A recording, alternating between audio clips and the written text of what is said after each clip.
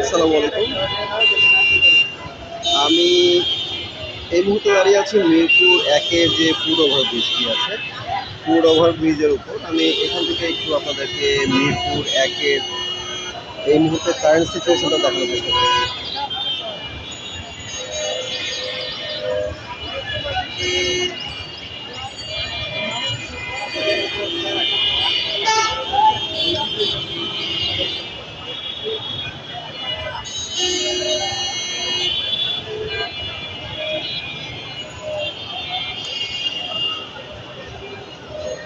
রাস্তাগুলোতে আসলে এই যে আমরা অটো রিক্সার কথা যে বলি, আপনারা একটু খেয়াল করলে দেখতে পারবেন রাস্তার মধ্যে আপনি লাইসেন্স যে গাড়িগুলো আছে, রেজিস্টার্ড যে গাড়িগুলো আছে, এগুলো থেকে আপনি সবথেকে বেশি দেখবেন এখানে রিক্সা, অটো রিক্সা। এখানে অটো রিক্সার দৌরত্বই সবচাইতে বেশি, যার কারণে বাকি গাড়িগুলো কিন্তু জ্যামে আটকে যাচ্ছে।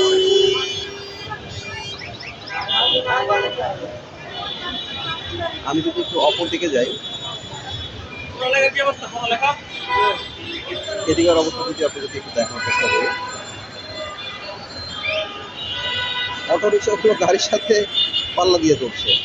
গাড়ি কোথায়, গাড়িকেও তো আঁকা করছে না কেউ।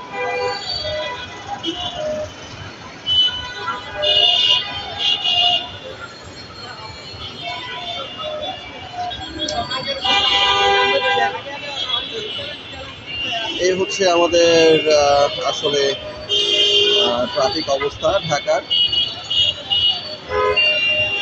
যারা ট্রাফিক নিয়ন্ত্রণ কাজে আছে আসলে তাদের উপরেও দায় চাপিয়ে লাভ নেই, কারণ তারা সংখ্যা খুবই অল্প মানুষ।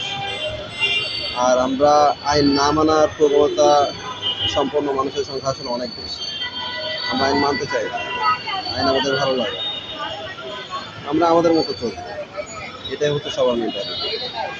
যার কারণে আসলে সবাই সবার নিজ নিজ ইচ্ছা মতো গাড়ি চালাচ্ছে। আর এর ফল আসলে ভোগ করছে আমরা যারা সাধারণ জনতা, যারা রাস্তায় চলাচল করি। 30 মিনিটের রাস্তা লাগছে হলো 2 ঘন্টা। ধন্যবাদ, ভালো থাকবেন সবাই।